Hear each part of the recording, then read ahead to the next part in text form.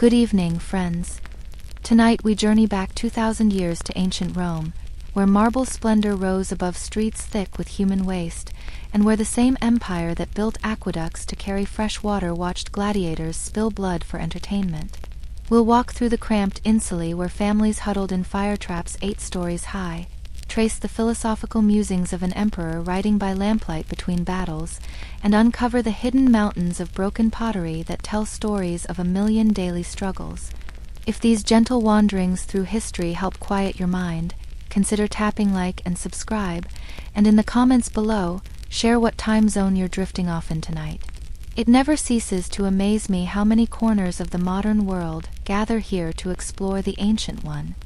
So adjust your pillows, let the day's tensions dissolve, perhaps set a timer if you need one, and allow yourself to sink into the dusty streets and marble halls of an empire that ruled the known world, yet couldn't protect its own citizens from falling buildings. As we begin our journey through Rome's brutal contrasts together, the sun hasn't yet touched the 7 hills of Rome, but already the city stirs. In the darkness before dawn, perhaps around the 4th hour after midnight by Roman reckoning, you would hear the first sounds of a new day beginning. Not birds singing or gentle morning routines, but the harsh scrape of wooden shutters being thrown open, the splash of chamber pots being emptied from windows high above, and the groaning protests of thousands upon thousands of people preparing for another day of survival. Imagine yourself waking in one of Rome's towering insulae, these apartment buildings that rose 6, 7, sometimes 8 stories into the sky. You're not on the ground floor, of course. Those spaces were reserved for shops and slightly better accommodations that only the moderately wealthy could afford. No, you're up on the 4th floor, perhaps the 5th, where the rent is cheaper because the climb is harder and the danger is greater. Your room is small, perhaps 12 feet by 10 feet if you're fortunate. The walls are thin, made of wood and dried mud brick, and through them you can hear everything. The couple arguing next door, the baby crying above, the drunk stumbling up the stairs below. There are no windows, just a small opening near the ceiling that lets in a sliver of light during the day and all the smoke from cooking fires at night. The air is thick and close, heavy with the smell of too many bodies in too small a space. You sleep on a simple straw mattress, if you can call it sleeping. The nights in Rome were never truly quiet. The wheeled traffic that was banned during daylight hours thundered through the streets all night long.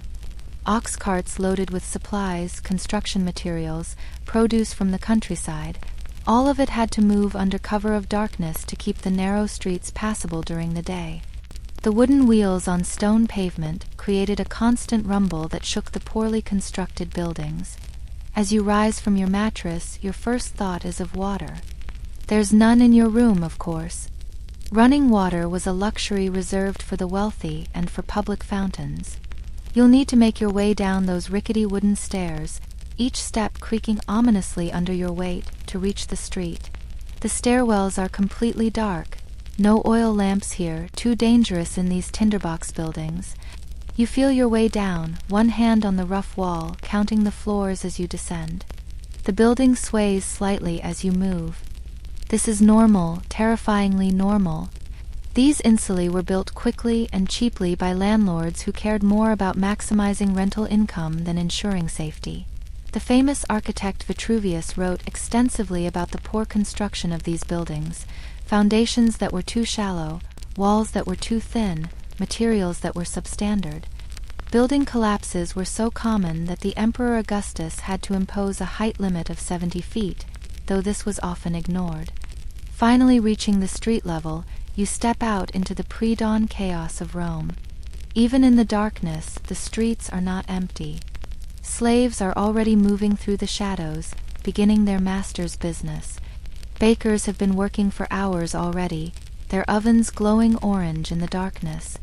The smell of baking bread mingles with less pleasant odors, human waste, rotting garbage, the distinctive smell of garum, that fermented fish sauce Romans loved so much.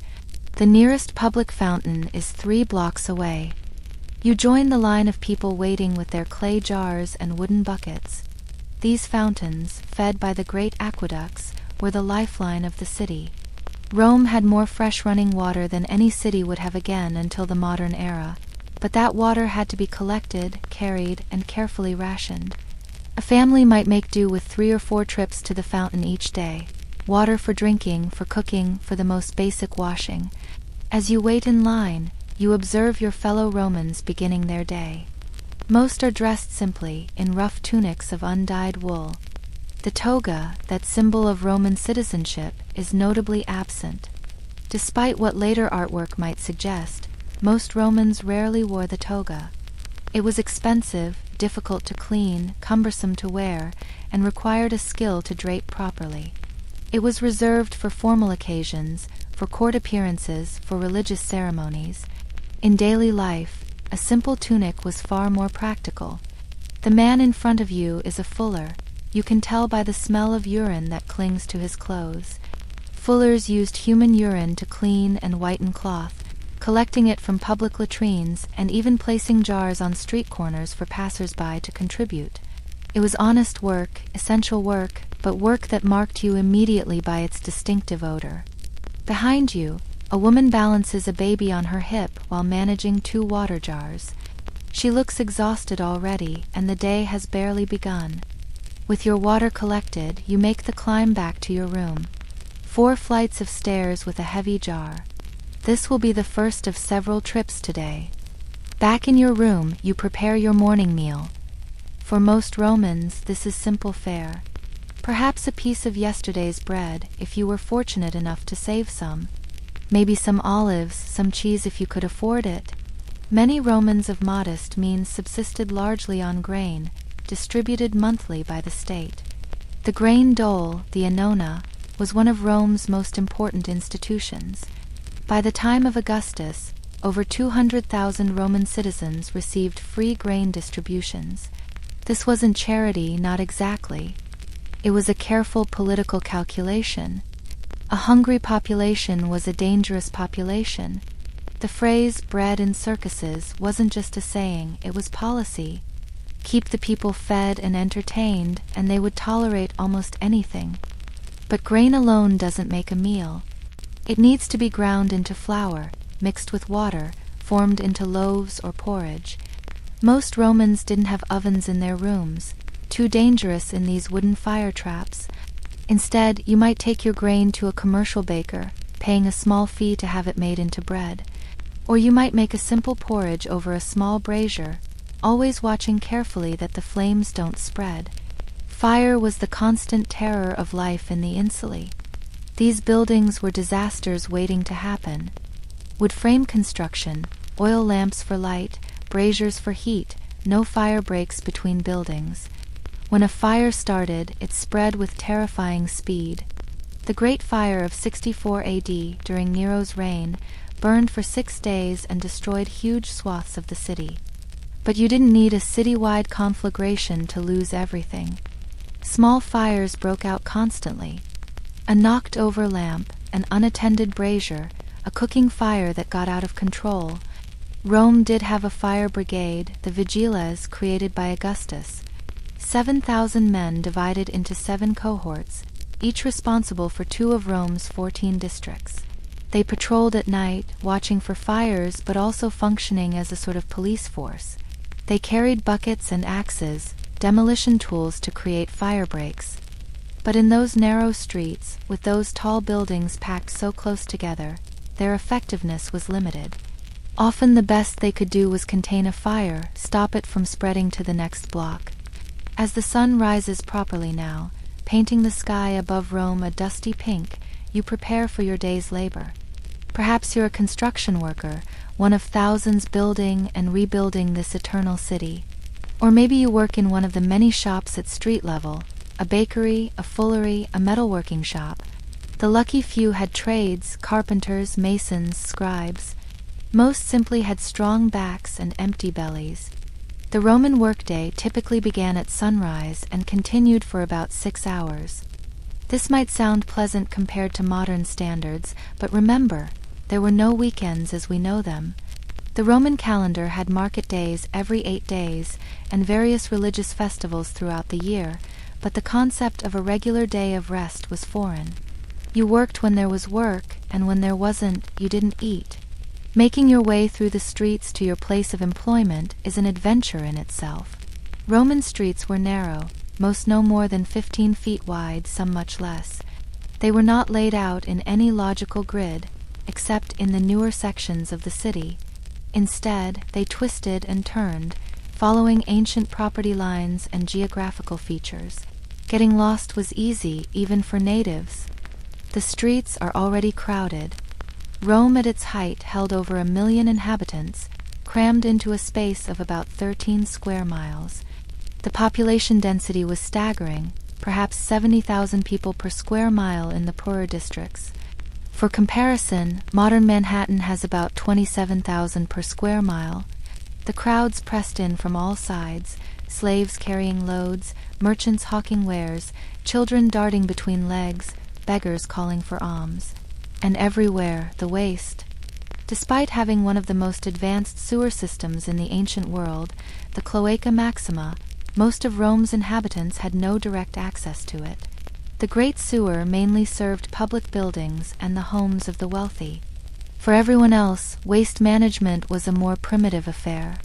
Chamber pots were emptied into large jars at the base of apartment buildings, which were supposedly emptied regularly by workers called stercorarii. But regularly was a flexible concept.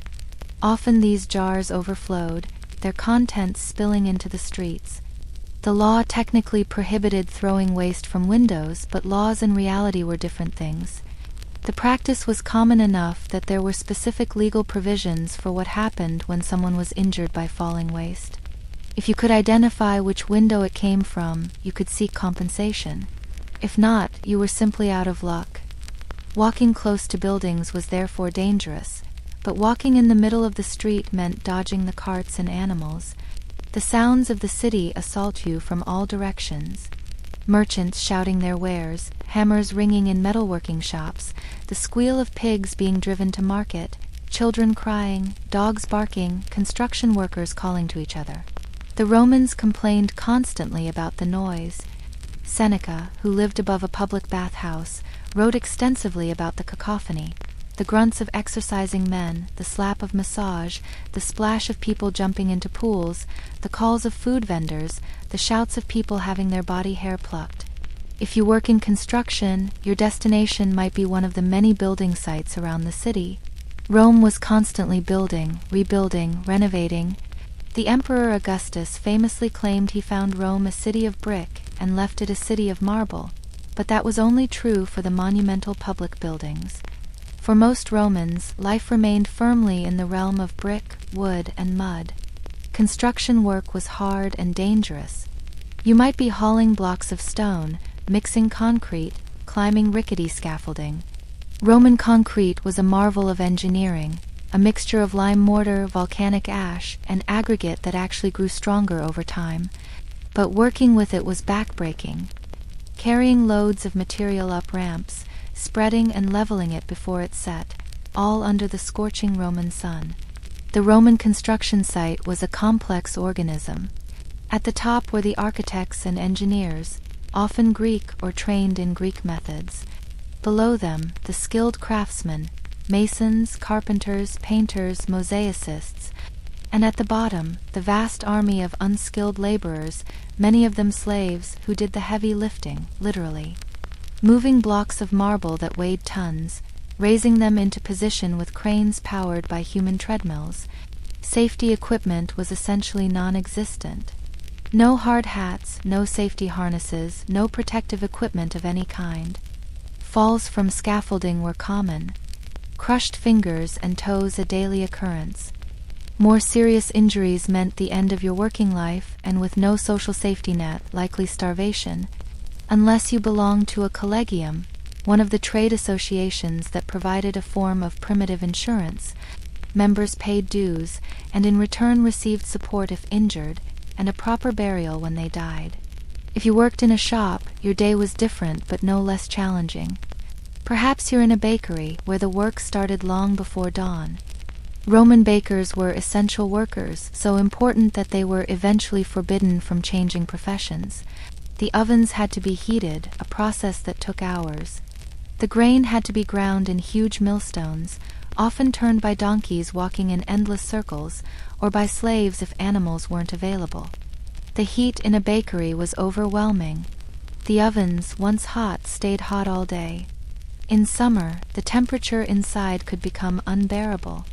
Bakers worked stripped to the waist, sweat pouring off them, constantly drinking water to avoid collapse.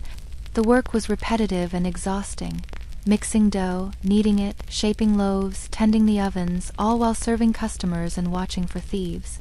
Or perhaps you work in a fullery, cleaning the togas and tunics of those who could afford such services. The fulling process was complex and unpleasant. Clothes were soaked in large vats of water mixed with various cleansing agents, urine, as mentioned, but also a type of clay called fuller's earth. Workers stood in these vats, treading the clothes underfoot for hours, the ammonia from the urine burning their skin and eyes. After treading, the clothes were rinsed, treated with sulfur to whiten them, pressed, and finished. The whole process took days, and the smell was overwhelming. Fullers were essential to Roman life. In a world without washing machines, where a good toga could cost a year's wages for a common worker, keeping clothes clean and presentable was crucial. But it was work that marked you. The smell clung to skin and hair, marking you as someone who stood knee-deep in other people's urine for a living. The metalworking shops were another world of heat and danger. Blacksmiths, bronze workers, silversmiths, their furnaces glowed orange-hot all day long. The ring of hammer on anvil was constant, a rhythm that became the heartbeat of the neighborhood. Sparks flew, hot metal hissed when quenched in water, the air shimmered with heat. Burns were common, as were injuries from flying metal fragments. The smoke from the furnaces added to the already thick air of the city, coating everything in a fine layer of soot. Around midday, after about 6 hours of labor, the formal workday ended for many. But this didn't mean rest. There was water to fetch again, food to procure, clothes to wash, children to tend. The afternoon brought its own challenges and dangers. The streets, if possible, became even more crowded in the afternoon. This was when many Romans visited the public baths, one of the few pleasures available to rich and poor alike.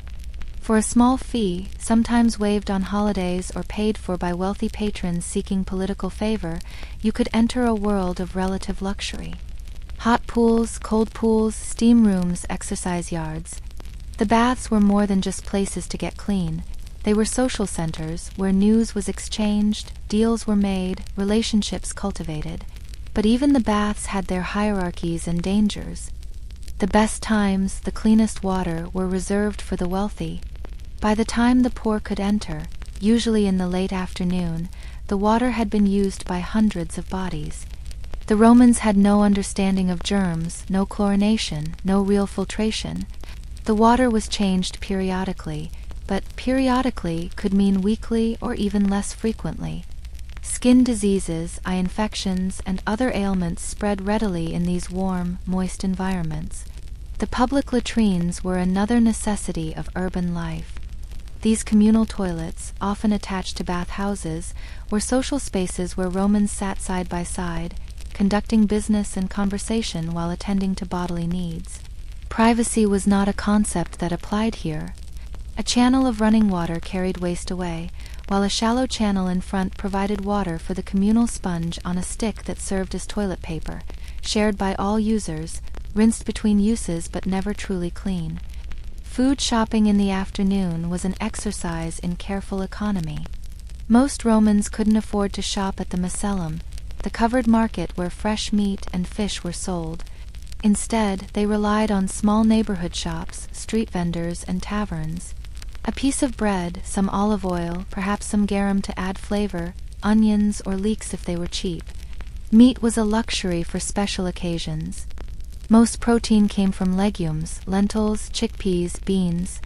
The taverns, or papyni, served hot food to those who couldn't cook in their rooms. These were not respectable establishments. They had a reputation for watered wine, questionable meat, and even more questionable company. But for many Romans, they were the only source of a hot meal. A bowl of stew, its contents best not examined too closely, some rough wine, eaten standing at a counter or sitting on a rough bench. As afternoon turned to evening, new dangers emerged.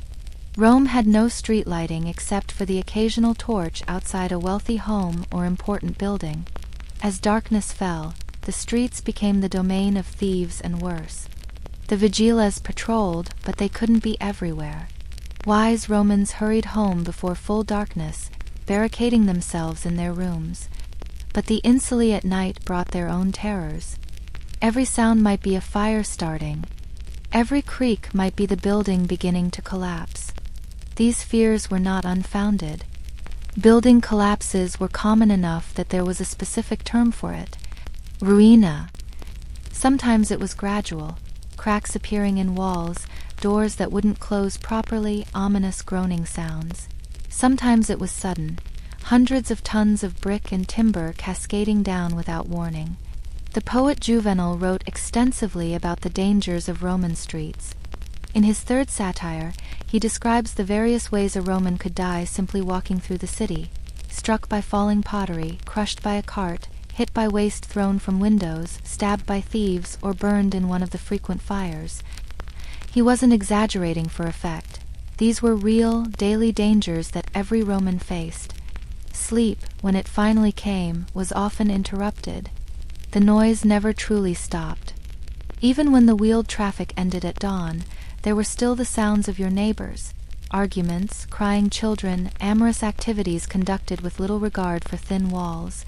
And always, always, the worry about tomorrow. Would there be work?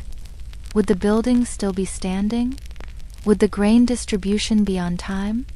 Would you wake up at all? For the vast majority of Romans, life was a constant struggle against poverty, danger, and disease. The magnificent monuments we associate with Rome, the Colosseum, the Forum, the great temples and bath complexes, these were the backdrop to lives of grinding hardship. The empire that conquered the known world couldn't provide basic safety for its own citizens. The civilization that gave us law and engineering and literature also gave us mass poverty and urban squalor on a scale not seen again until the Industrial Revolution, yet people endured. They formed associations and guilds for mutual support. They celebrated religious festivals with enthusiasm.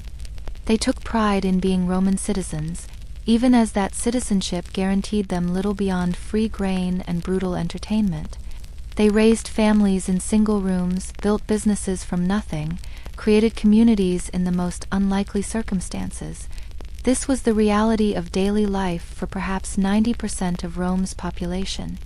Not the senators debating in the Forum, not the generals conquering distant lands, not the poets and philosophers whose words survived the centuries, but the anonymous masses who woke each day to face challenges we can barely imagine, who built and maintained the physical structure of the empire with their sweat and blood. The Roman day was structured around survival.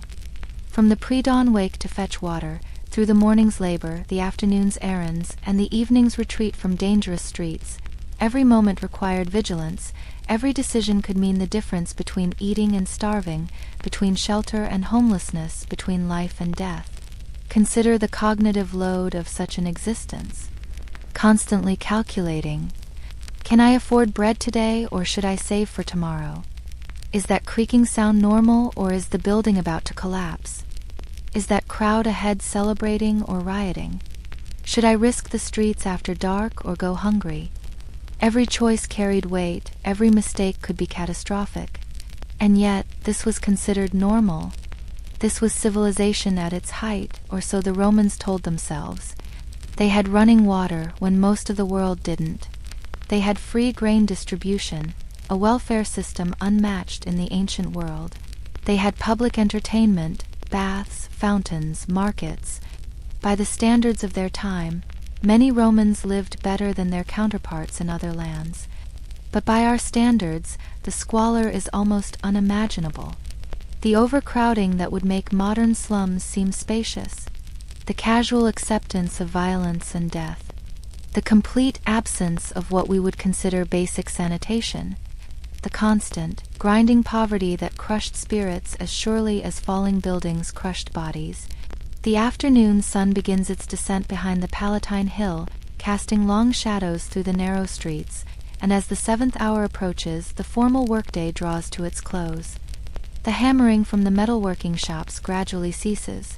The fullers step out of their vats of urine and cloth. The bakers bank their ovens for tomorrow's pre-dawn firing. Throughout the city, a collective exhale seems to rise with the cooling air, though for most Romans, the end of paid labor merely marks the beginning of different struggles. You make your way toward the nearest bathhouse, joining the river of humanity flowing in the same direction.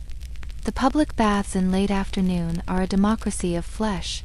Senators and slaves share the same waters, though not the same facilities or times. By now, the water has been used by hundreds before you, cloudy with oils and the detritus of countless bodies. The tepidarium is crowded, bodies pressed close in the warm, humid air.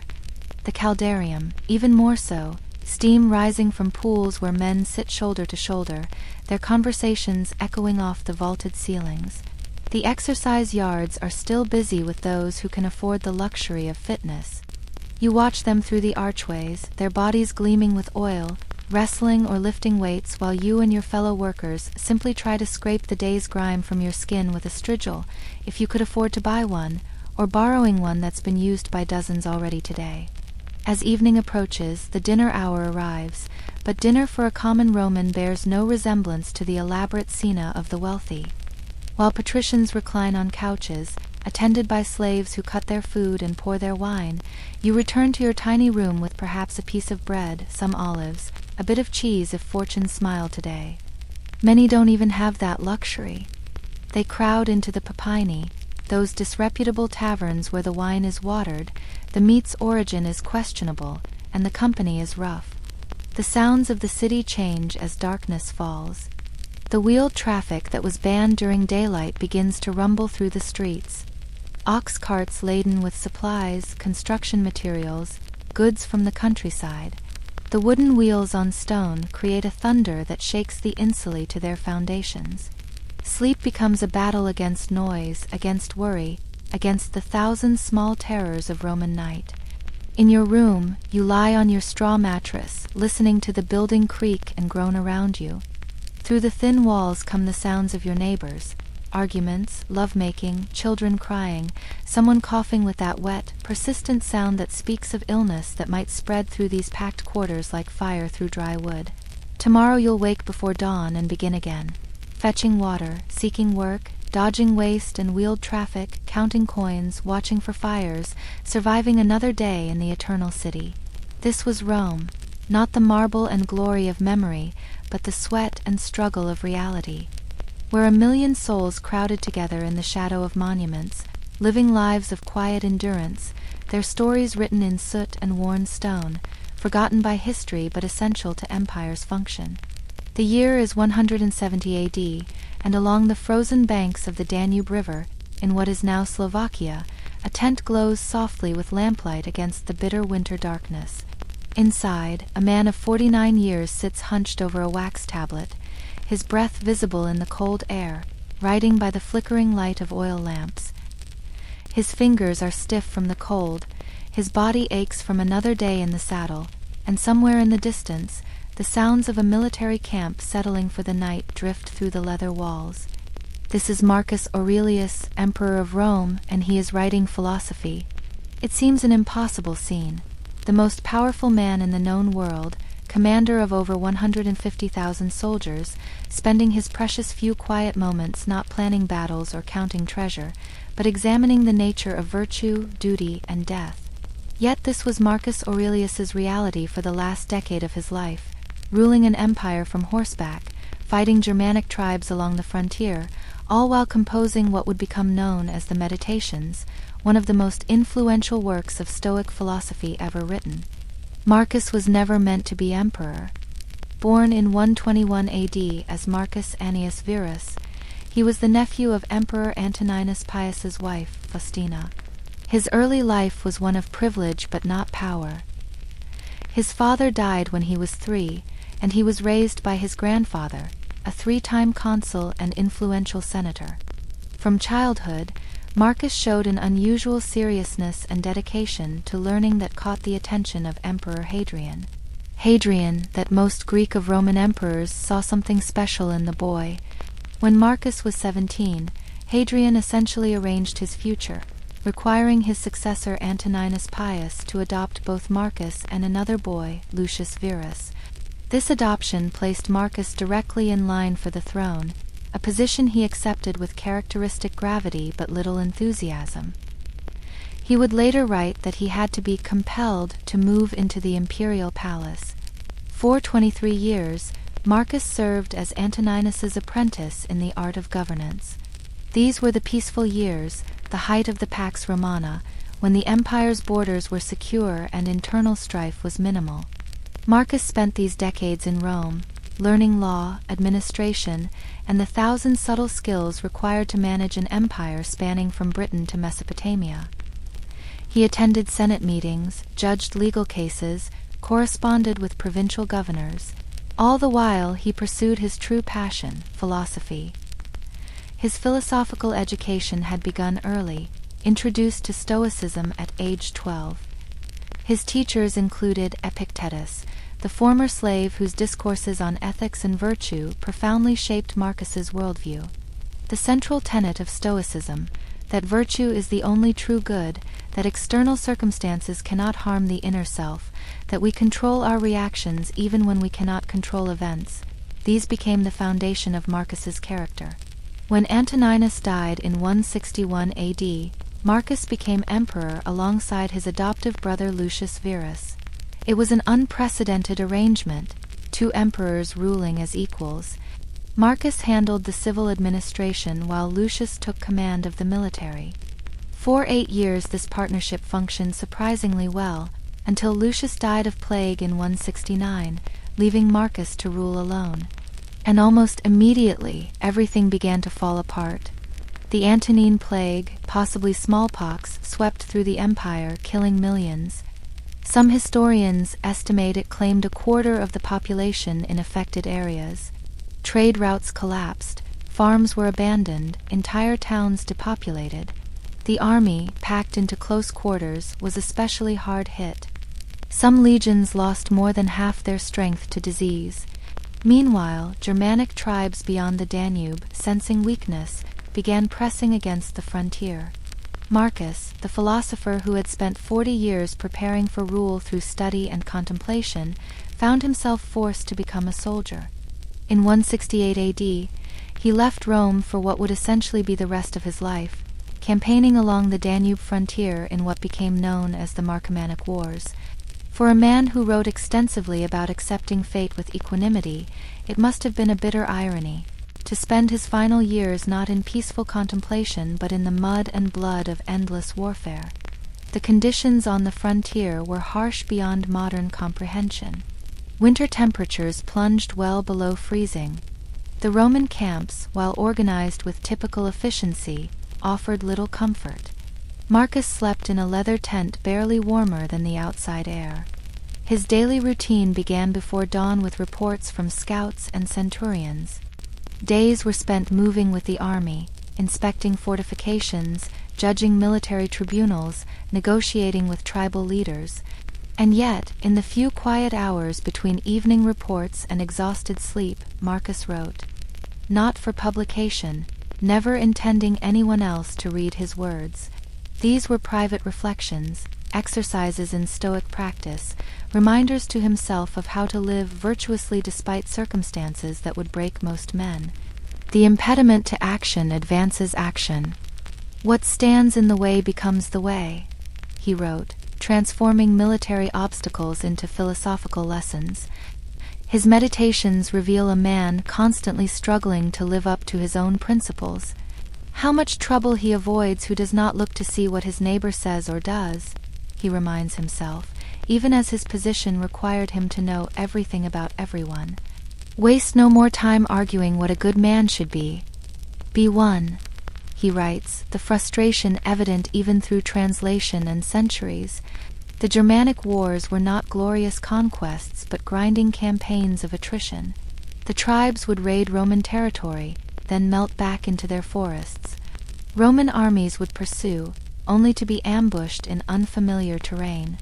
Victory meant not dramatic battles but the slow, patient work of building fortifications, establishing forward bases, gradually pushing the frontier forward mile by bloody mile.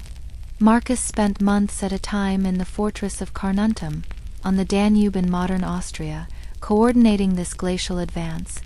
The physical toll on Marcus was severe. Never robust, his health deteriorated steadily under the strain of constant travel and warfare. He suffered from chest pains, difficulty breathing, and chronic insomnia. His personal physician, Galen, the most famous doctor of antiquity, prescribed a daily dose of theriac, a complex mixture containing opium. Modern historians debate whether Marcus became dependent on this ancient painkiller, noting the increasingly pessimistic tone of his later writings. Yet even as his body weakened, Marcus maintained the punishing schedule of an emperor on campaign. He personally led troops across frozen rivers, slept in siege camps during artillery bombardments, stood in formation with his soldiers during battles. This was not expected of emperors. Previous rulers had commanded from safe distances, but Marcus seemed driven by a stoic sense of duty that required sharing his soldiers' hardships. His relationship with his wife Faustina adds another layer of complexity to his character.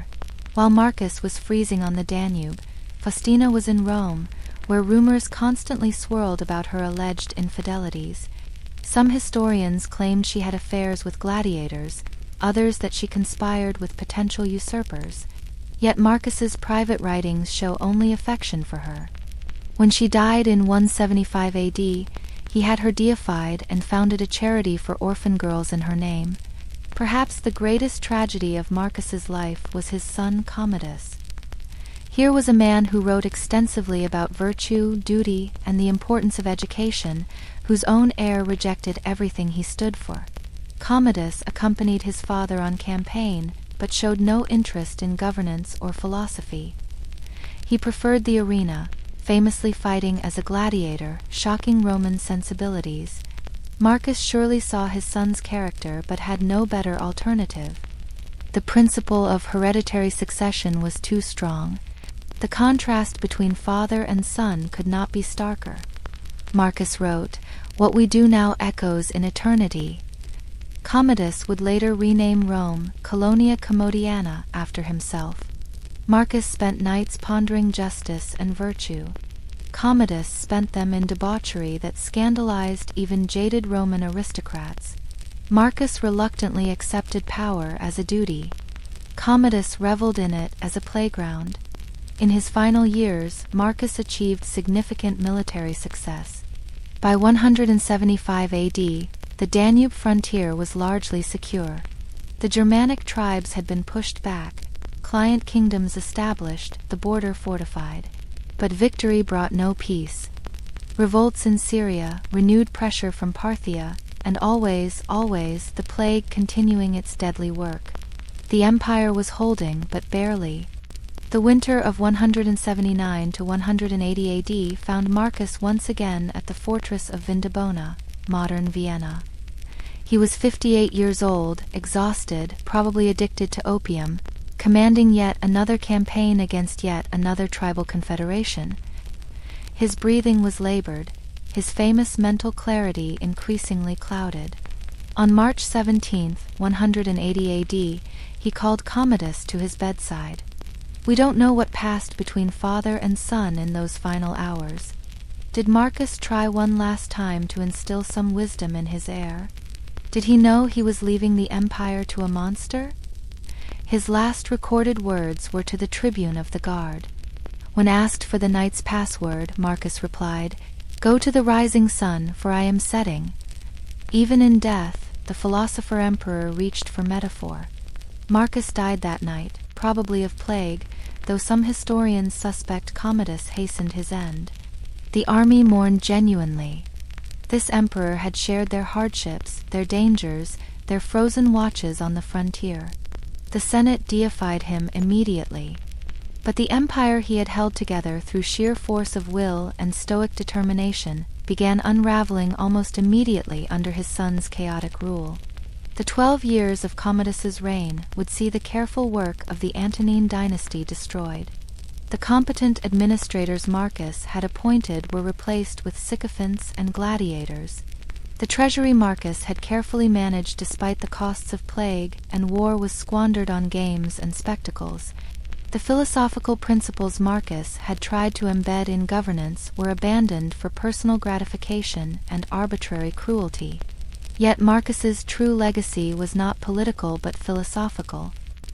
His meditations, never intended for publication, survived somehow. Copied by unknown hands, preserved through the collapse of the Western Empire, the chaos of the Dark Ages, the Byzantine centuries, every major library in medieval Europe had a copy. The Renaissance humanists studied it. The Enlightenment philosophers quoted it. What makes the Meditations extraordinary is not their originality. Marcus was not creating new philosophy but practicing existing Stoic principles. What makes them powerful is their humanity.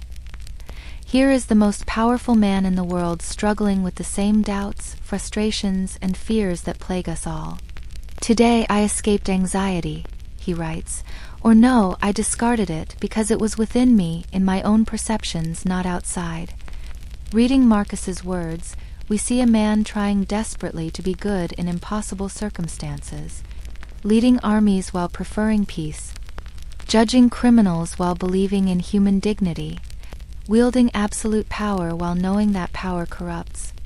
The tension between his position and his principles creates a profound poignancy. Be like the rocky headland on which the waves constantly break. It stands firm, and round it the seething waters are laid to rest. His philosophical exercises were intensely practical. How to deal with difficult people. When you wake up in the morning, tell yourself, "The people I deal with today will be meddling, ungrateful, arrogant, dishonest, jealous, and surly." How to face death. It is not death that a man should fear, but never beginning to live. How to maintain perspective. Remember that very little is needed to make a happy life. It is all within yourself, in your way of thinking. But perhaps most moving are the moments when the mask slips, and we see the exhausted human beneath the philosophical emperor. Do not act as if you had 10,000 years to throw away. Death stands at your elbow. This from a man who spent his last decade surrounded by death, plague victims, battlefield casualties, executed criminals, the stoic acceptance of fate barely concealing a deep weariness. Modern readers often find Marcus surprisingly relatable. His struggles with procrastination.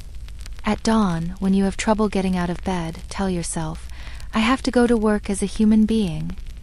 His frustration with meaningless social obligations. How much trouble he avoids who does not look to see what his neighbor says or does. His battle against despair. Never let the future disturb you. You will meet it, if you have to, with the same weapons of reason which today arm you against the present. The frontier camps where Marcus wrote have long since crumbled. The Germanic tribes he fought have vanished into history. The empire he struggled to preserve would last another 3 centuries in the West, a millennium more in the East, but it would never again reach the heights it knew under the Antonines. Yet his words, scrawled by lamplight between battles, survive. In the end, Marcus Aurelius presents us with a paradox. The philosopher king who hated being king, the warrior who longed for peace, the stoic who felt deeply, the father who failed his son, the emperor who ruled the world but struggled to rule himself. His meditations show us that wisdom doesn't mean having answers but continuing to ask questions. That virtue isn't perfection but the daily struggle toward good.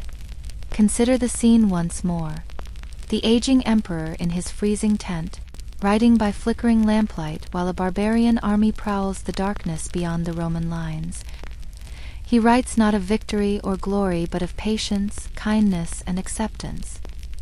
He knows he will die soon, knows his son will undo his work, knows the plague will continue its deadly harvest. Yet he writes, "Dwell on the beauty of life. Watch the stars and see yourself running with them." This was Marcus Aurelius. the man who held absolute power yet sought only to be good, who commanded legions yet battled primarily with himself, who could have had anything yet wanted only wisdom. His reign marked the end of Rome's golden age, but his thoughts echo through centuries, reminding us that even in the darkest circumstances, even when facing impossible choices, we can choose how we respond.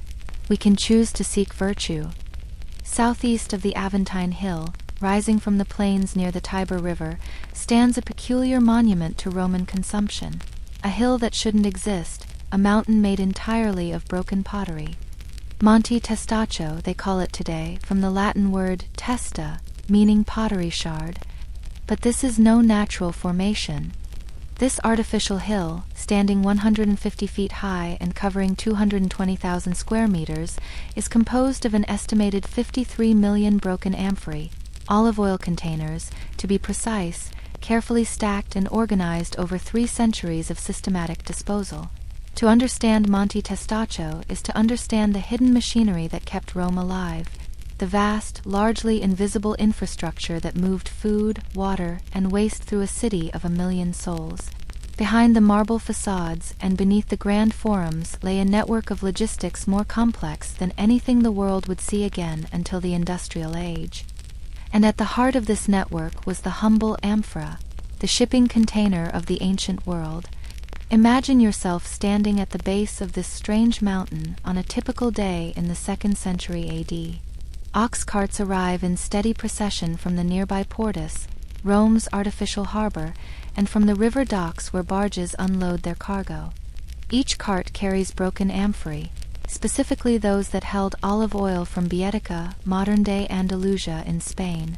These are not randomly discarded.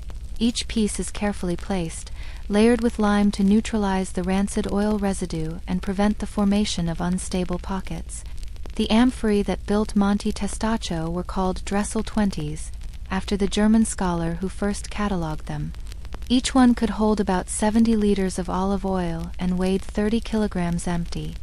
They were specifically designed for one journey, from the olive groves of Spain to the tables of Rome. The clay was porous enough to let the oil breathe, but thick enough to survive the sea voyage. Once empty, they couldn't be reused. The oil had permeated the clay, would go rancid, would contaminate anything else stored within. But why olive oil specifically? To understand this, we must grasp the central role olive oil played in Roman life. It wasn't just for cooking. It was their primary source of light, burned in countless lamps throughout the city. It was their soap, rubbed on the body and scraped off with strigils at the baths. It was a medicine, a cosmetic, a preservative. A Roman might use 2 liters per month just for basic needs. Multiply that by 1 million inhabitants, and you begin to understand the scale. The organization required to supply Rome with olive oil was staggering. In Spain, vast estates called fundus produced millions of liters annually. The oil was processed in massive production facilities, then poured into newly made amphorae.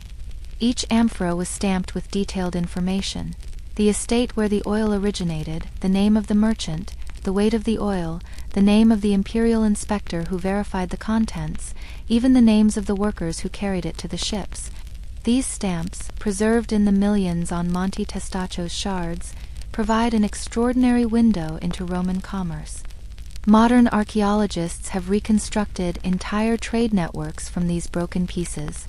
They can track specific merchants over decades, watch businesses rise and fall, observe changes in trade routes when political situations shifted. One stamp might read, "From the estate of Lucius Antonius, inspected by Marcus Aurelius Maximus, carried by Felix and Primus in the consulship of," followed by the year. The journey from Spain to Rome took about 3 weeks in good weather.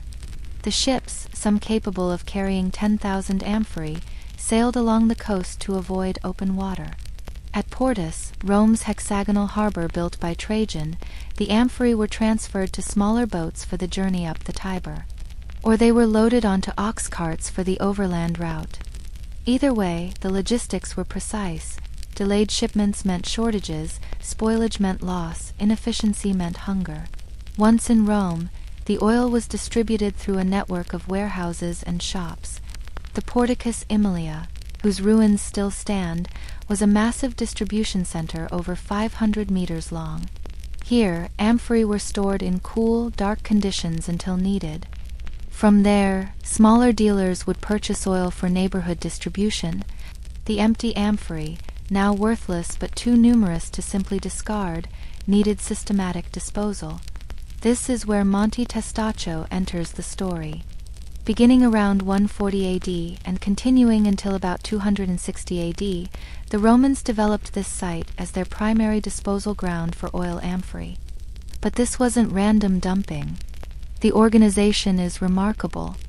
The amphorae were broken in specific ways, the handles removed, the bodies nested together.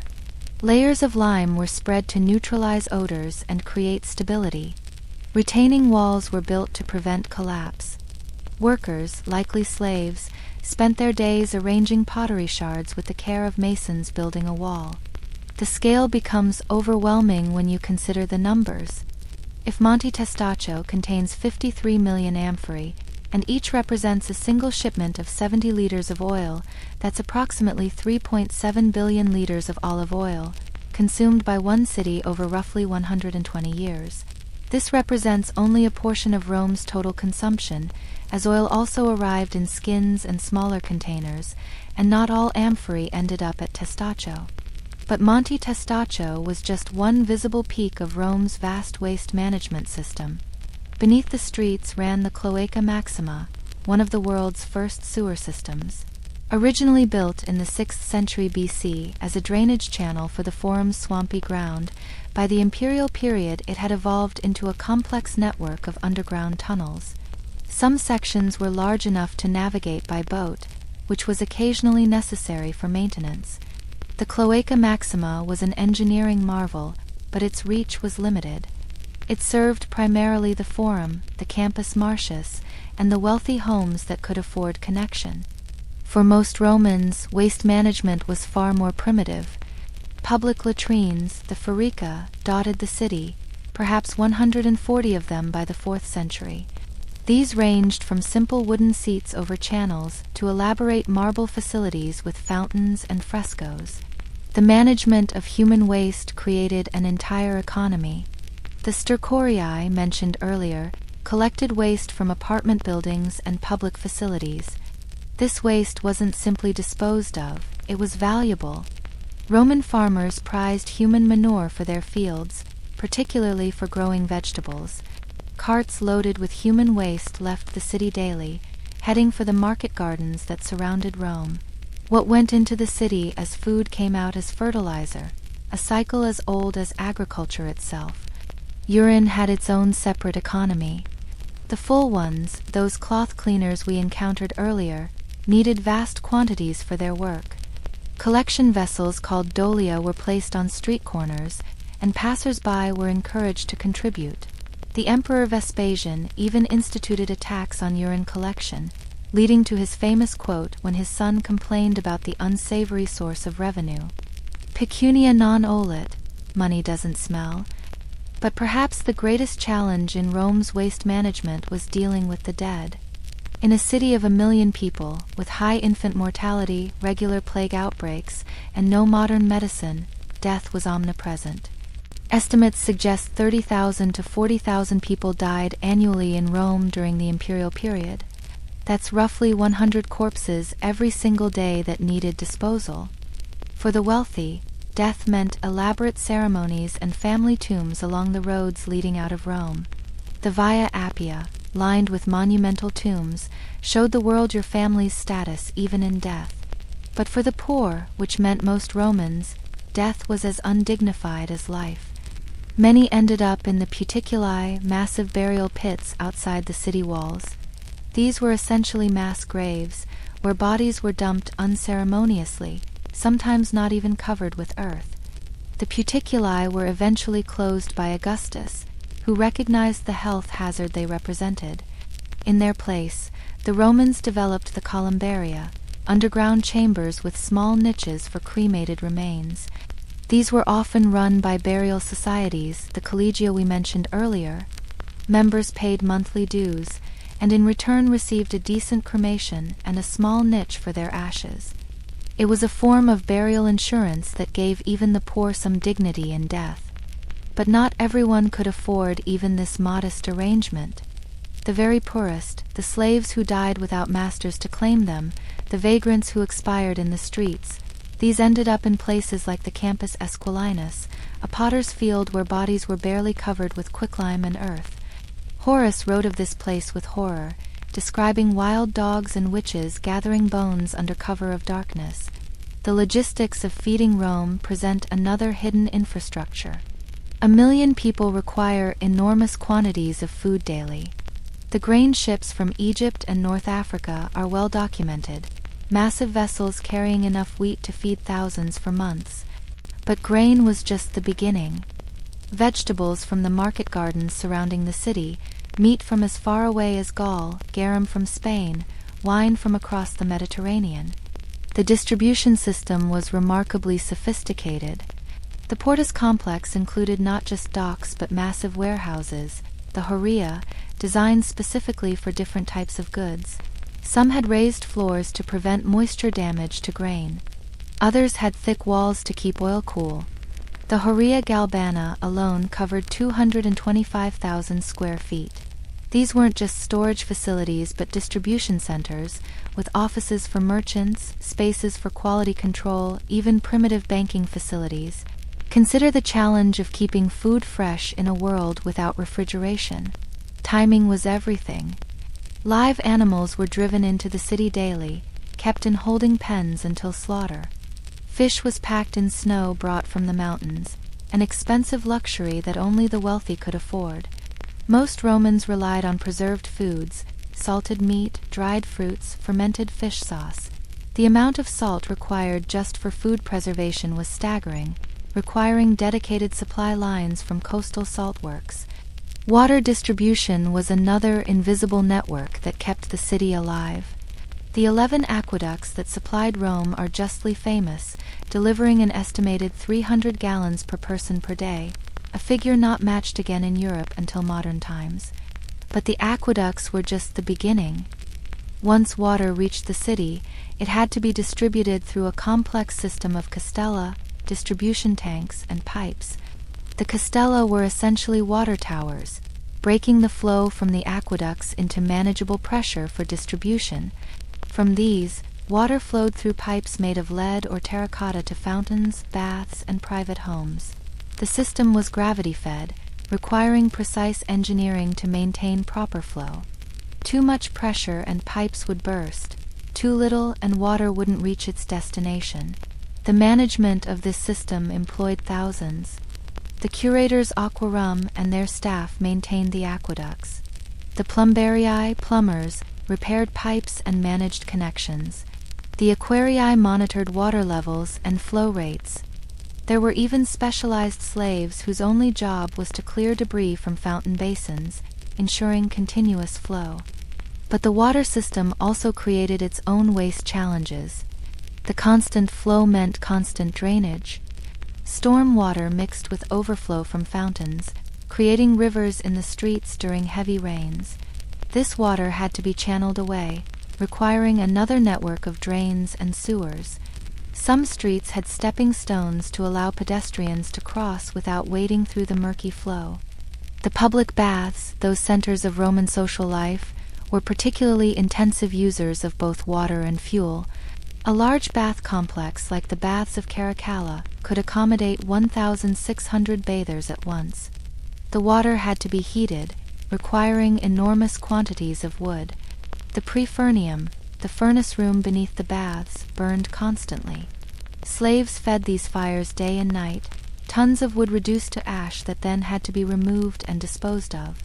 The wood supply itself represents another hidden infrastructure.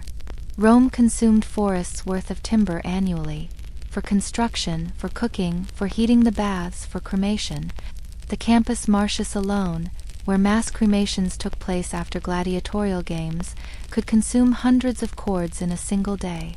This wood came from increasingly distant sources as nearby forests were depleted.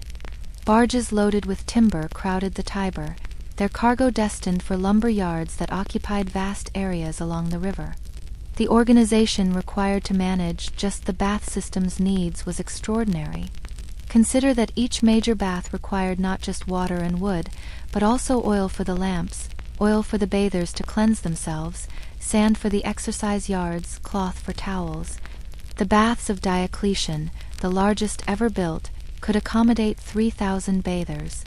Imagine the logistics of providing fresh towels for that many people daily in a world without washing machines. The debris from construction and demolition added another layer to Rome's waste stream. The city was constantly building, rebuilding, renovating. Nero's famous fire cleared vast areas that were immediately rebuilt. Old buildings collapsed and were replaced. Each construction project generated tons of rubble, broken bricks, fractured marble, splintered wood, bent metal. Some of this material was recycled. Roman concrete often incorporated broken bricks and pottery as aggregate. Valuable materials like marble were carefully salvaged, but much simply had to be disposed of. There were designated areas outside the walls where construction debris accumulated, slowly raising the ground level. Archaeological excavations routinely find layers of building material used as fill, entire neighborhoods built on the rubble of their predecessors. The accumulation of waste gradually changed Rome's topography. The ground level rose steadily over the centuries. Buildings from the Republican period lie buried under 20 feet or more of accumulated debris. The Forum Romanum, once a valley floor, rose so much that by the late Empire, the ancient shrines were half buried. Steps had to be added to temples as the street level crept higher. This accumulation wasn't uniform. Wealthier areas were kept cleaner, their waste more efficiently removed. Poorer neighborhoods saw faster accumulation, streets gradually narrowing as refuse piled against walls. In some areas, the ground level rose so quickly that ground floor shops became basements within a generation. Windows became ground-level openings. Doorways required steps down to enter. The smell of Rome must have been overwhelming. Despite all efforts at waste management, the sheer concentration of people and animals created an olfactory assault that Romans simply accepted as normal. The poet Martial complained about the foul reek of the Subura district. Juvenal wrote of holding one's breath while passing certain streets. The wealthy carried perfumed cloths to hold against their noses. The poor simply endured. Yet the Romans also developed sophisticated methods for dealing with odors.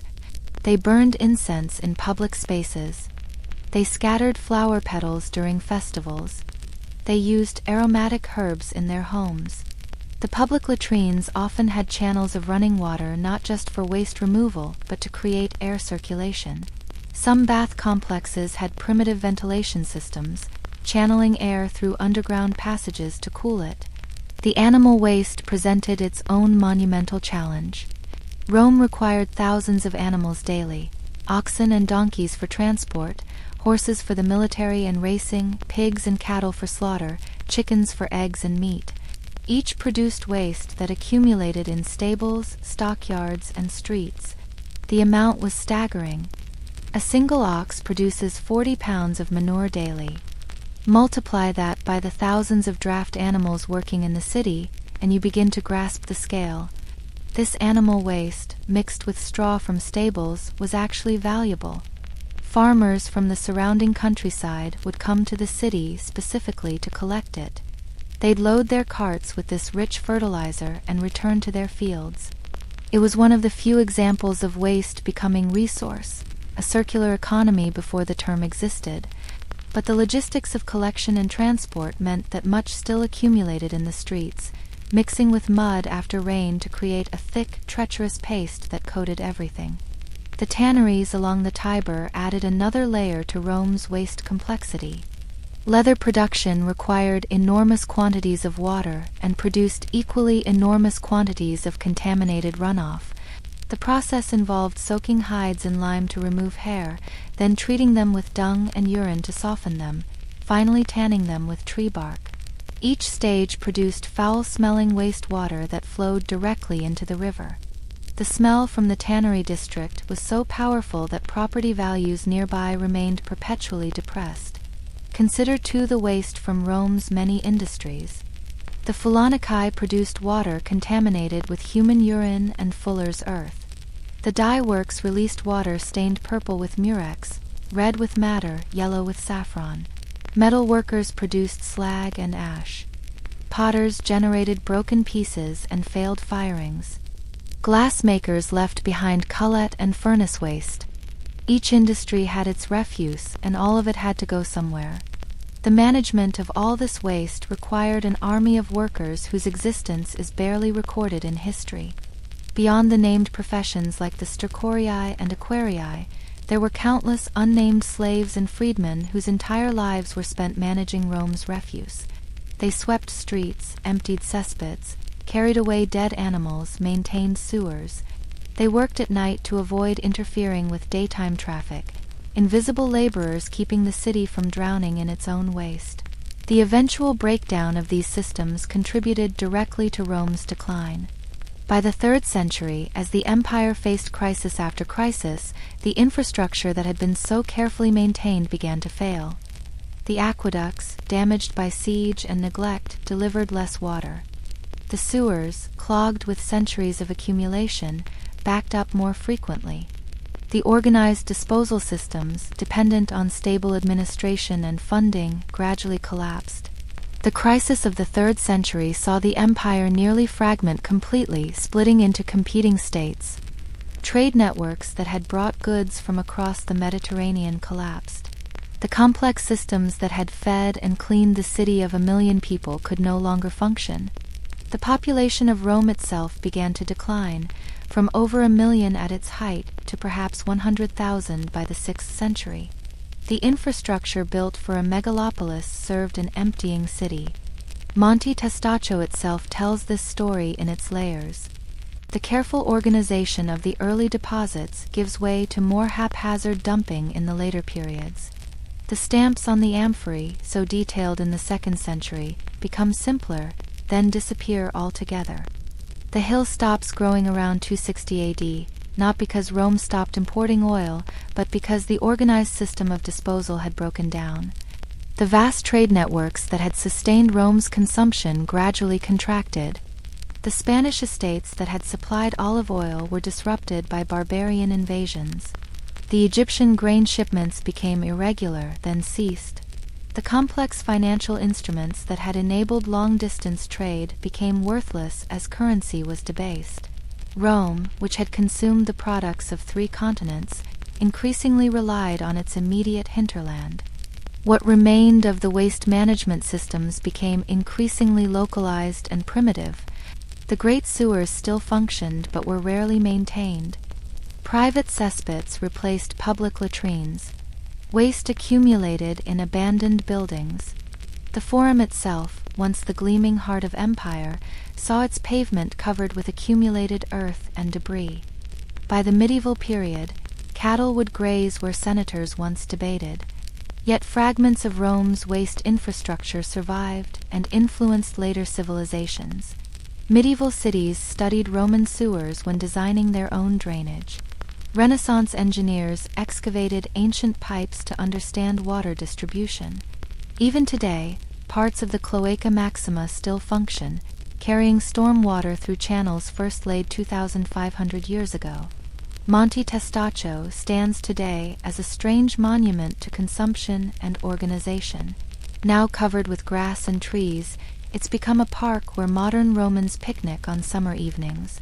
Restaurants built into its base store wine in caves carved from ancient pottery shards, the consistent temperature perfect for aging. The broken amphorae that once held oil for ancient lamps now insulate wine for modern tables. Archaeologists continue to excavate the hill, each shard a data point in understanding ancient trade. They've identified oil from specific estates, tracked the rise and fall of merchant families, observed changes in shipping routes as political situations shifted. The garbage heap has become a library, each broken pot a page in the story of Rome's economic life. The lessons of Rome's waste management resonate today. Modern cities face similar challenges of scale. New York produces 14,000 tons of garbage daily. Tokyo manages waste from 37 million people in its greater metropolitan area. Like Rome, we've created systems of collection, transport, and disposal that function invisibly until they fail. Like Rome, we export our waste to distant places, out of sight but never truly gone. But perhaps the most profound lesson from Rome's waste empire is about visibility and invisibility. The marble temples and golden statues captured historical imagination, but the empire functioned on the backs of those who managed its refuse. The glory of Rome was built quite literally on foundations of broken pottery, compressed garbage, and accumulated waste. The eternal city was eternal only because armies of forgotten workers daily battled against entropy and decay. Standing atop Monte Testaccio today, looking out over modern Rome, you can see the layers of history. Medieval churches built with Roman marble. Renaissance palaces incorporating ancient columns. Modern apartments rising above imperial foundations. And beneath it all, the accumulated waste of centuries, compressed into soil, forgotten but fundamental. The broken pots remind us that all civilizations, no matter how grand, must manage the mundane. That every empire, regardless of its glory, produces garbage that must go somewhere. The first hour before dawn in the imperial palace on the Palatine Hill, and already the corridors echo with soft footsteps. Slaves move through marble halls with practiced silence, preparing for the moment when Caesar opens his eyes. In a bedchamber that cost more than most Romans would see in a lifetime, behind doors of ivory and gold, the most powerful man in the world lies awake, listening, always listening, for the sound that doesn't belong, the footstep that hesitates, the whisper that might signal the end. This is how an emperor's day begins, not with the triumphant fanfare of absolute power, but with the careful calculation of survival. The Praetorian Guards stand at his door, their loyalty bought with bonuses that dwarf a legionnaire's yearly pay, but bought loyalty is never certain. Of the 12 emperors from Augustus to Domitian, 6 died violently, assassinated by those closest to them. The very guards who protect you today might be the ones sliding a blade between your ribs tomorrow. Let us imagine ourselves in the position of a 2nd century emperor, perhaps Hadrian, that complex man who built walls across Britain and temples across the empire, or Antoninus Pius, whose reign was so peaceful that historians struggled to find events worth recording, or even Commodus, whose descent into madness and gladiatorial obsession would end with his wrestling coach strangling him in his bath. Each woke to the same rituals, the same luxuries, the same dangers. The cubicularii, the chamber servants, enter first. These are not ordinary slaves but carefully selected attendants, often eunuchs, whose entire existence revolves around the emperor's most intimate moments. They have been awake for hours, preparing. The water for washing has been heated to precisely the right temperature. The clothes for the day have been selected, inspected for any sign of tampering, laid out in order of dressing. The morning wine has been tasted by the pregustator, the official taster, who waits the requisite time to ensure no poison takes effect. The emperor rises from his bed, not the simple straw mattress of the common Roman, but a construction of rare woods inlaid with tortoiseshell and ivory, topped with mattresses of swan's down, covered in silk from China that cost more per pound than gold. The sheets are Egyptian linen, so fine you can see through them, changed daily and washed in rose water. Yet for all this luxury, sleep comes hard to emperors.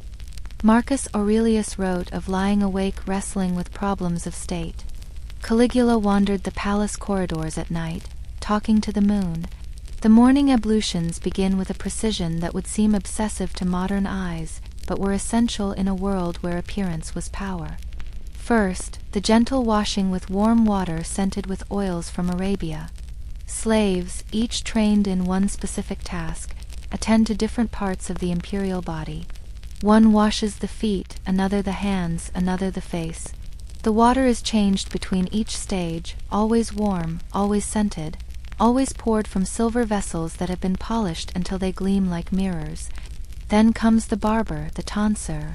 This is not some common street barber, but an artist whose skill with the razor could mean the difference between imperial favor and exile.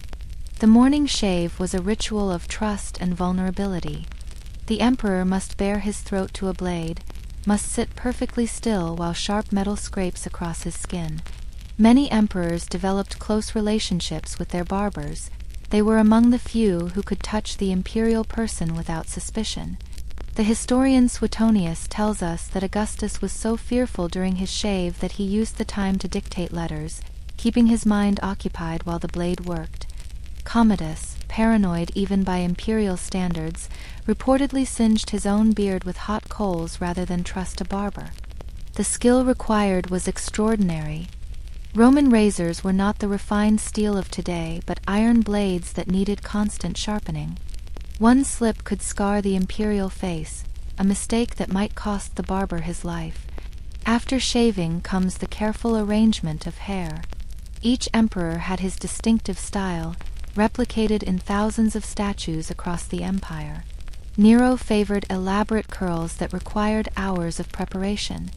Hadrian grew a beard, supposedly to hide facial scars, starting a fashion that lasted generations.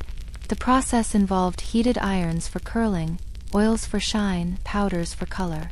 Gray hair might be darkened with dyes made from leeches and vinegar. Thinning hair might be supplemented with hairpieces so expertly woven they appeared natural. The dressing ritual follows with equal ceremony. The emperor doesn't simply put on clothes. He is invested with the symbols of power. First, the tunica palmata, the palm-embroidered tunic that only triumphant generals and emperors could wear. Then the toga picta, purple with golden thread, so heavy with embroidery that slaves must hold it while others arrange its folds. The purple dye alone, extracted from thousands of murex shells, cost more than most Romans would earn in a lifetime. While the emperor dresses, the business of empire has already begun. The ab epistulis, the secretary for correspondence, waits with the morning's letters. Dispatches from frontier commanders, reports from provincial governors, petitions from cities seeking imperial favor. Each has been read, summarized, arranged in order of importance. The emperor must respond to dozens before the morning reception, his words carefully chosen, for a misunderstood phrase could spark rebellion in distant provinces. Breakfast, the ientaculum, is served in a dining room where every surface speaks of power and wealth. The walls are covered in frescoes by master artists, depicting the emperor's victories or mythological scenes suggesting divine favor. The floor is a mosaic of such complexity that it took teams of craftsmen years to complete, millions of tiny tesserae forming images so lifelike they seem to move in the lamplight. The food itself is a display of empire's reach. Snow from the mountains to chill the wine, oysters from Britain, still alive in tanks of seawater, flamingo tongues from Africa, peacock brains from India, silphium from Cyrenaica, a spice so precious it was worth its weight in silver, eventually harvested to extinction. Each dish is presented on gold and silver plates, each cup is crystal or precious metal, each spoon and knife a work of art. But the emperor eats carefully, watchfully. The pregustator tastes everything first, waiting those crucial moments for any sign of distress. Even then, many emperors ate sparingly, varying their choices unpredictably to frustrate potential poisoners. Claudius died from poisoned mushrooms, served by his own wife. Britannicus collapsed at dinner, foam pouring from his mouth while Nero calmly continued eating. The dining room, for all its luxury, is a battlefield where the weapon is a seasoned dish, the enemy a trusted servant. After breakfast comes the salutatio, the morning reception where the emperor receives his most important subjects. This takes place in the tablinum, a vast hall designed to inspire awe. The ceiling soars 40 feet high, covered in gold leaf that catches the morning sun. The walls are lined with statues of previous emperors, a reminder of continuity and legitimacy. The floor is heated by hypocausts, warm air circulating beneath, so that even in winter the emperor's feet never touch cold marble. The visitors have been waiting since before dawn, arranged in strict order of precedence. Senators in their broad-striped togas, equestrians in their narrow stripes, freedmen in their best clothes, all hoping for a moment of imperial attention. They enter in groups, carefully controlled by the nomenclator, who whispers each name to the emperor. To be recognized, to receive a personal greeting, could make a career. To be ignored was a clear sign of disfavor. The emperor sits on a throne of ivory and gold, raised on a platform so all must look up to address him. Behind him stand the lictors with their fasces, the bundled rods and axes that symbolize the power of life and death. To his right, the prefect of the Praetorian Guard, hand on sword, watching every visitor for signs of threat. To his left, the freedmen who run the imperial bureaucracy, taking notes on every word, every gesture, every hint of imperial preference. The business conducted at these receptions shaped the empire. A senator might present a petition for his son's advancement. A wealthy merchant might offer to fund public games in exchange for tax privileges. A provincial delegation might seek relief from tribute. The emperor must balance competing interests, must remember who owes favors and who has paid their debts, must project strength while maintaining flexibility. Every decision creates winners and losers, friends and enemies. Some mornings bring darker business. Trials for treason, the dreaded maestas. The emperor sits as judge in cases that threaten the state, which increasingly meant cases that threatened him personally. The accused stands before the throne, knowing that the verdict is often predetermined. Under Tiberius, mere words could be treason. Under Nero, being too successful could be a death sentence. Under Domitian, even silence could be interpreted as disloyalty. The emperor listens to evidence, though in many cases he has already decided the outcome. The informers, the delators, present their accusations, knowing they will receive a portion of the condemned man's estate. The accused attempts a defense, but how do you defend against whispers, against interpretations, against the paranoid imagination of absolute power? The verdict is pronounced with imperial gravity, death, exile, or if the emperor is feeling merciful, merely the confiscation of all property. These trials cast a shadow over the entire imperial court. Everyone watches everyone, listening for the careless word, the joke that could be misconstrued, the association with someone who falls from favor. Senators memorize their speeches before speaking, ensuring nothing could be twisted into treason. Writers burn their histories rather than risk recording unflattering truths. Even facial expressions are controlled. Tacitus tells us that under Domitian, men were executed for looking sad at the games, as this suggested sympathy for the emperor's enemies. By midday, the formal business concludes and the emperor retreats to his private quarters. Here, in rooms that few outside the imperial family ever see, the mask of power can briefly slip. The private areas of the palace are no less luxurious but more personal. Here are the emperor's collections. Greek statues purchased for fortunes, ancient books in climate-controlled rooms, curiosities from the edges of empire. Claudius collected Etruscan artifacts. Hadrian filled rooms with Egyptian antiquities. Marcus Aurelius kept a library of philosophy. The afternoon might be spent in the emperor's private gardens, spaces that boggle the modern imagination. The Domus Aurea, Nero's golden house, included parks with lakes large enough for naval battles, vineyards, pastures with grazing animals, forests stocked with game. All within the city itself, occupying land where thousands had lived before the Great Fire conveniently cleared the space. Hadrian's villa at Tivoli covered more ground than the center of imperial Rome, reproducing his favorite buildings from across the empire. These gardens were not mere decorative spaces, but carefully constructed environments designed to project imperial power even in solitude. Every tree was chosen for symbolic meaning: laurels for victory, oaks for strength, cypresses for eternity. The paths were laid out to create specific views, revealing temples and monuments at precisely calculated moments. Fountains powered by aqueducts created the sound of running water, masking conversations from potential eavesdroppers. In these gardens, the emperor might actually relax, though relaxation for an emperor was relative.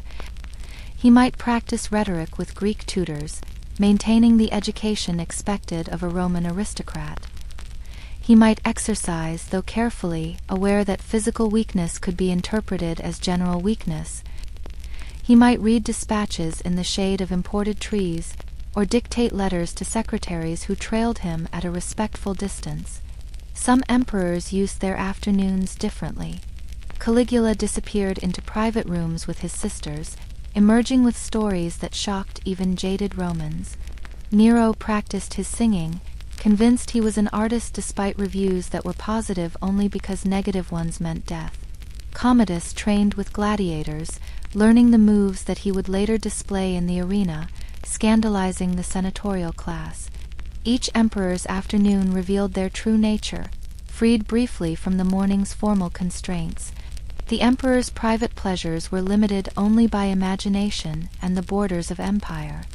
Tiberius on Capri, if Suetonius is to be believed, trained children to swim between his legs, calling them his little fishes. Domitian spent hours alone catching flies and stabbing them with a specially sharpened pen. Hadrian mourned his dead lover Antinous with such extravagance that he founded cities in his name and had him declared a god. But even in private, the emperor was never truly alone. Slaves stood silent in corners, ready to serve but also to observe. The Praetorian Guard maintained their watch, close enough to protect but also to monitor. The empress, if there was one, had her own network of informants. The freedmen who ran the bureaucracy needed to know the emperor's moods, his preferences, his weaknesses. Privacy was an illusion maintained by the polite fiction that slaves and servants were invisible. As afternoon waned toward evening, preparation began for the cena, the main meal and social event of the Roman day. For common Romans, this might be a simple meal eaten standing in a tavern. For the emperor, it was a theatrical production that could last 4 hours or more. The triclinium, the formal dining room, was prepared with military precision. Couches arranged in the traditional 3-sided square. Tables of citrus wood and ivory positioned exactly. Lamps filled with the clearest oil to provide light without smoke. The guest list for an imperial dinner was a political document as sensitive as any treaty. Who was invited spoke volumes about favor and disfavor. Who reclined where indicated their precise status. The emperor took the consul position, the place of honor on the middle couch. To his right, the most favored guest. To his left, the second most important. Each placement calculated to send messages that every attendee would analyze for hidden meaning. The slaves preparing the dinner were specialists, each with their specific role. The structor arranged the dishes artistically. The scissor carved the meat with precision that approached choreography. The postulator mixed the wine with water in exactly the right proportions, different for each stage of the meal. The nomenclator announced each dish with flourishes that made eating into ceremony. The menu itself was a demonstration of power through excess. The gustatio, the appetizer course, might include eggs from every bird in the empire: chicken, duck, goose, peacock, ostrich, even the tiny eggs of sparrows. Each prepared differently, each presented on plates that cost more than a common Roman's yearly income. The purpose was not nutrition but display, to show that the emperor could command the rare, the expensive, the impossible. The conversations at these dinners were performances where every word mattered. The emperor might test his guests with dangerous questions. What did they think of his latest edict? How would they handle the situation in Germania? The wise guest walked a tightrope between sycophancy and honesty. Too much flattery and you seemed false. Too much truth and you might not survive dessert. Pliny the Younger described dining with Domitian as like being tortured with food. The entertainment between courses was as carefully orchestrated as the food itself. Dancers from Syria performed with movements that seemed to defy anatomy. Musicians played instruments gathered from across the empire: the Greek kithara, the Egyptian sistrum, the Germanic horn. Acrobats from Alexandria balanced on ropes strung between columns, their bodies painted gold to catch the lamplight. Each performance selected to demonstrate the emperor's reach, his ability to command talent from every corner of the known world. Sometimes the entertainment took darker forms. Domitian famously held a dinner entirely in black. Black room, black couches, black dishes, with tombstones bearing the guests' names as place markers. The terrified diners spent the evening convinced they were about to die, only to be sent home with expensive gifts. The message was clear. The emperor held life and death in his hands, and his whims determined fate. As the evening progressed and wine flowed more freely, the danger paradoxically increased. In vino veritas, the Romans said, in wine, truth. And truth spoken to an emperor could be fatal. Yet to remain completely sober while others drank marked you as suspicious, perhaps gathering information for later use. The wise guest matched the emperor's consumption, neither ahead nor behind, walking that narrow path between discretion and participation. The dinner might last until the 3rd or 4th hour of night, 4 hours of careful eating, measured conversation, calculated laughter. By the end, even the emperor's iron control might slip slightly. This was when unguarded words might escape, when promises might be made that morning would regret, when the mask of divine authority might reveal the frightened, paranoid human beneath. Finally, the guests departed, each knowing they had survived another imperial dinner. The slaves began the hours-long process of cleaning, of accounting for every golden spoon, every crystal cup. The emperor retired to his cubiculum, but sleep was another battle entirely. The bedchamber was a fortress within a fortress. The only entrance was through an antechamber where Praetorian guards stood watch throughout the night. The walls were thick enough to muffle sounds from outside, but had hidden passages known only to the most trusted servants. The bed itself was often surrounded by a light framework that would rattle if anyone approached, an alarm system of silk and silver. Yet for all these precautions, emperors rarely slept well. Augustus kept a sword under his pillow. Caligula wandered the palace at night, unable to rest. Commodus became so paranoid that he would only sleep during the day, when assassins were less likely to strike. The knowledge that predecessors had been strangled in their beds, poisoned in their sleep, or awakened to find daggers at their throats made every shadow a potential threat.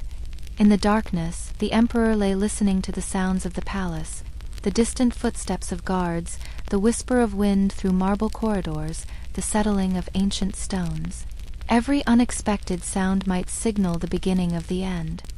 Was that group of voices a changing of the guard or conspirators gathering? Was that running footstep a messenger with urgent news or an assassin approaching?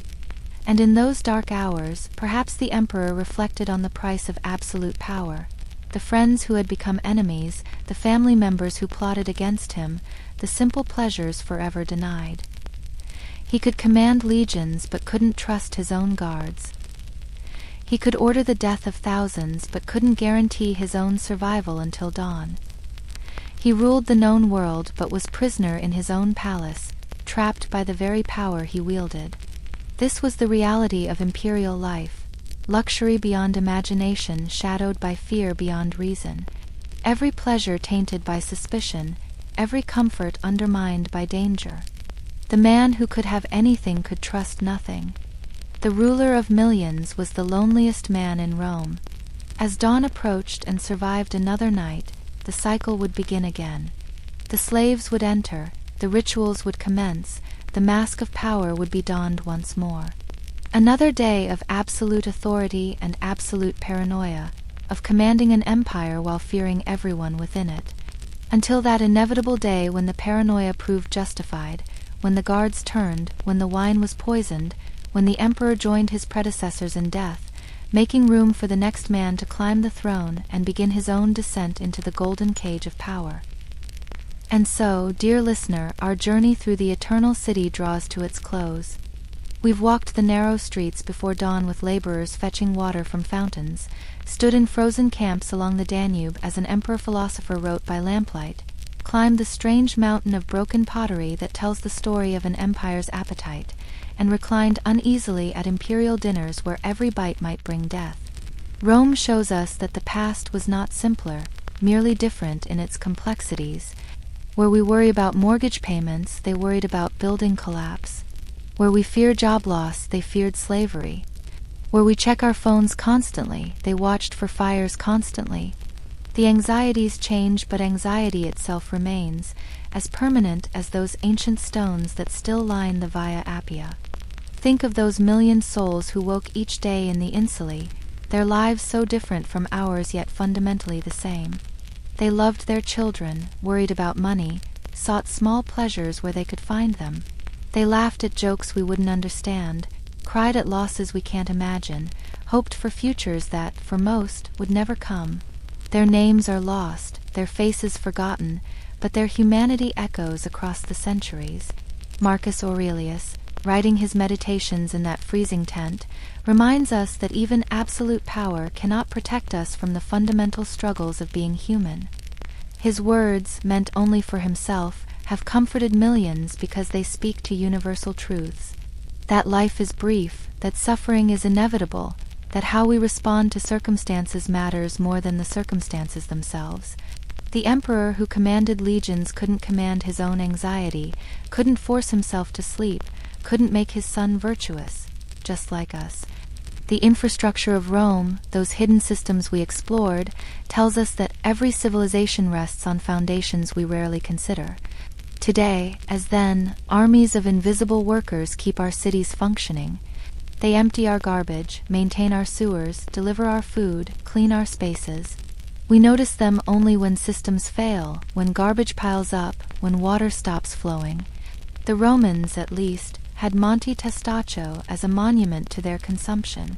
We hide our waste in distant landfills, out of sight but never truly gone. And the emperors in their golden palaces, terrified of the very power they wielded, show us that luxury and security are not the same thing. That wealth can build walls but not trust. That you can own everything and enjoy nothing.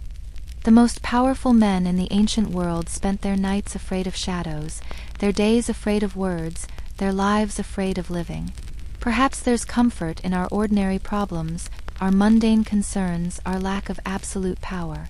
As you lie in your bed tonight, so different from both the straw mattress of the Roman poor and the silk cushions of the Roman elite, consider how fortunate you are. Your building won't collapse in the night. Your water comes from a tap, not carried up 4 flights of stairs. Your waste disappears with the press of a handle. You can sleep without guards at your door, wake without tasters for your food, live without fear that success might mean death. The Roman Empire fell, eventually. The million people became 100,000, then less. The forums became cow pastures, the great baths became stone quarries, the palaces became ruins. But life continued, adapted, evolved. Where emperors once walked, tourists now take photographs. Where gladiators once died, cats now sun themselves. Where Marcus Aurelius once wrote about the temporary nature of all things, his words proved permanent while his empire proved temporary. Tonight, as sleep approaches, let the weight of these ancient stories settle gently upon you. Let the struggles of those long-dead Romans put your own troubles in perspective. Their worst days are now just history. Their unbearable presents are our interesting pasts. Someday, centuries hence, someone might tell stories of our time, marveling at how we lived, wondering how we managed. The sounds of ancient Rome have faded. The crash of carts on stone, the calls of water sellers, the roar of the Colosseum crowds, all silent now. In their place, the gentle hum of your modern world, the whisper of climate control, the distant murmur of traffic, the soft glow of electric lights you can trust won't set your home ablaze. Rest easy in your ordinary life, free from the extremes that defined existence in Rome. You need not be emperor or slave, neither commanding legions nor carrying water. You can simply be, simply rest, simply sleep. Tomorrow will bring its own concerns, but they won't include checking your bread for poison or watching your ceiling for collapse. As you drift toward sleep, remember that history's greatest lesson might be its simplest, that humans endure, adapt, continue, that cities rise and fall but life persists, that empires crumble but stories survive, that the past, for all its grandeur and horror, has brought us to this moment, this quiet moment, this peaceful moment where you can close your eyes without fear. The ancient Romans believed in the genius loci, the spirit of a place. Perhaps tonight, the spirit of Rome whispers across the centuries, telling us that all glory fades, all suffering ends, all stories eventually conclude. And in that ending there is peace. In that silence there is rest. In that rest there is the promise of tomorrow's dawn. Sleep well, modern dreamer, safe in your century, free from the burdens of empire. Let the ghosts of Rome keep their vigil in history while you keep your appointment with gentle sleep.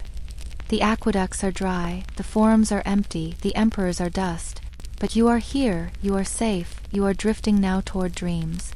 Good night, friend. May your sleep be more peaceful than an emperor's, more restful than a philosopher's, easier than a laborer's.